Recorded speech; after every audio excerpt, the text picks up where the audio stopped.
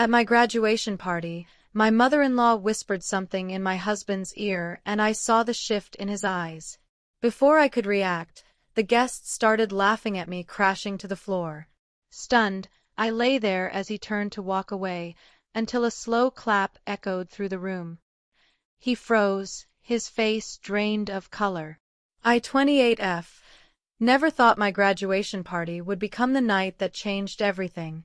After 5 grueling years of night school while working full-time, I'd finally earned my MBA. The living room was packed with friends, family, and colleagues, all celebrating what should have been my proudest moment. My husband had been acting strange all evening, checking his phone constantly and avoiding eye contact. His mother arrived fashionably late, as always, wearing that fake smile she reserved for public appearances. She'd never liked me, but tonight felt different. There was something predatory in the way she watched me move through the crowd. I was balancing a tray of appetizers when she approached him near the kitchen doorway. The party noise made it impossible to hear what she whispered, but I watched his entire demeanor shift. His shoulders tensed, his jaw clenched, and when he looked at me, there was something cold and calculating in his eyes that I'd never seen before. Before I could process what was happening, he walked directly toward me with purposeful strides. The conversation around me seemed to fade as guests began to notice the tension. He stopped just inches from where I stood, and without warning, he grabbed my wrist and twisted it sharply.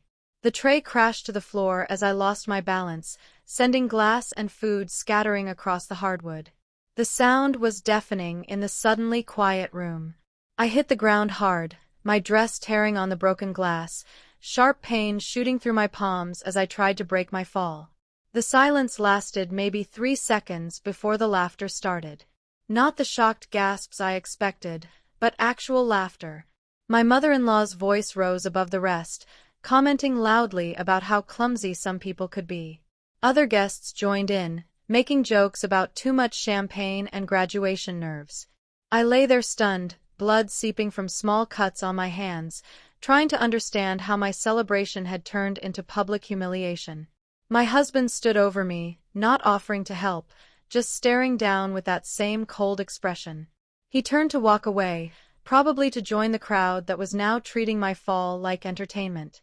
That's when the slow clap started.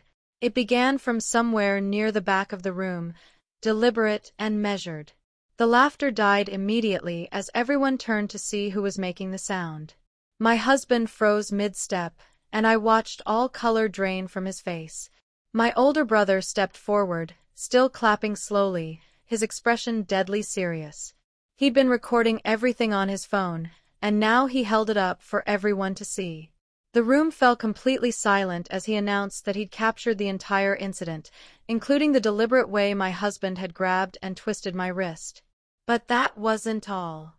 My brother had arrived early to help set up and had been in the kitchen when my mother-in-law whispered her poison. He'd heard every word she'd said about how it was time to put me in my place, how I was getting too big for my britches with my fancy degree, and how a good wife should know her position. The guests who had been laughing moments before now looked uncomfortable, shifting awkwardly as they realized they'd been witnessing domestic violence, not an accident. My mother-in-law's face went white as my brother played back the audio on his phone, her venomous words crystal clear for everyone to hear. My husband tried to stammer out explanations, claiming it was all a misunderstanding, that he'd only meant to steady me. But the video evidence was damning. You could clearly see him grab my wrist with both hands and deliberately twist it before I fell. Several guests started gathering their things, making awkward excuses about early mornings and prior commitments. The party was effectively over, but I wasn't done. Not by a long shot. I stood up slowly, brushing glass from my torn dress, and looked directly at my husband. I told him calmly that I'd be staying at my brother's house tonight and that he should expect to hear from my lawyer. His mother tried to interject, claiming I was overreacting to an accident, but I cut her off. I informed everyone present that this wasn't the first time he'd put his hands on me, just the first time it had happened in public. The room grew even more uncomfortable as I detailed previous incidents that I'd kept hidden out of shame and misplaced loyalty. My best friend from college immediately offered to help me pack some things, and several other guests volunteered to serve as witnesses if needed. My husband's face cycled through anger, panic, and desperation as he realized how quickly his world was crumbling. Update 1. The next morning, I filed for divorce and obtained a restraining order. The video my brother had taken went viral after I posted it on social media with a detailed account of the abuse I'd endured. My husband's employer saw it within hours, and he was placed on administrative leave pending an investigation. His mother tried calling me repeatedly, alternating between threats and fake apologies. She left voicemails claiming I was destroying the family over nothing, that marriages required sacrifice and understanding. I forwarded every message to my lawyer. The most satisfying part was watching their social circle turn against them. My mother-in-law had always prided herself on her reputation in their upscale neighborhood and country club. Now former friends were crossing the street to avoid her, and several people had publicly commented on the video expressing their disgust. My husband attempted to contact me through mutual friends, claiming he wanted to make things right. He'd apparently told people that his mother had manipulated him, that he wasn't thinking clearly. But I'd learned that abusers always have excuses when they're caught. Update 2. 3 weeks later, more women came forward. Apparently, my husband had a pattern of behavior that extended beyond our marriage. His ex-girlfriend from college reached out after seeing the video, sharing her own story of emotional and physical abuse. 2 female co-workers also filed complaints with HR, detailing inappropriate behavior and intimidation tactics he'd used against them. The divorce proceedings moved quickly once these additional testimonies surfaced. My lawyer was able to secure a favorable settlement, including the house and most of our joint assets. My husband's career was effectively over, and his mother's social standing was completely destroyed. The most unexpected development came when my husband's own sister contacted me. She'd been estranged from the family for years, and seeing the video had given her the courage to speak about her own experiences with their mother's manipulation and abuse. She testified on my behalf during the divorce proceedings, providing crucial insight into the family dynamics that had shaped my husband's behavior. Update 3.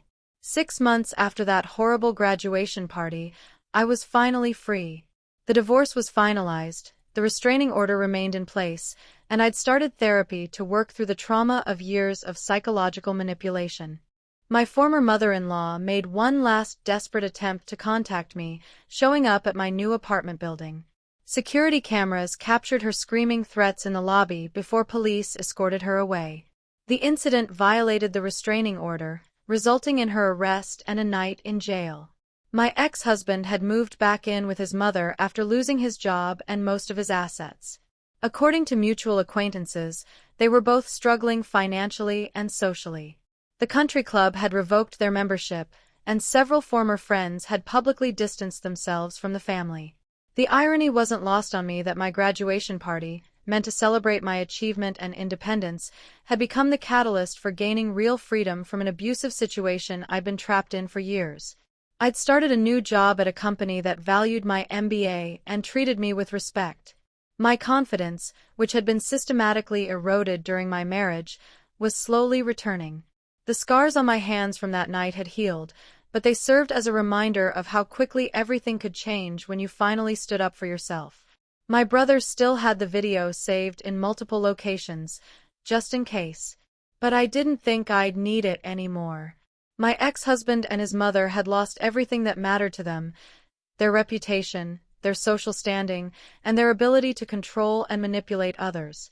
Sometimes the best revenge isn't planning elaborate schemes or seeking dramatic confrontations.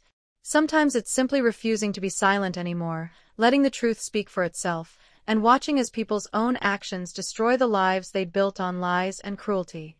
That graduation party had indeed marked the end of one chapter of my life and the beginning of another. Just not in the way anyone had expected.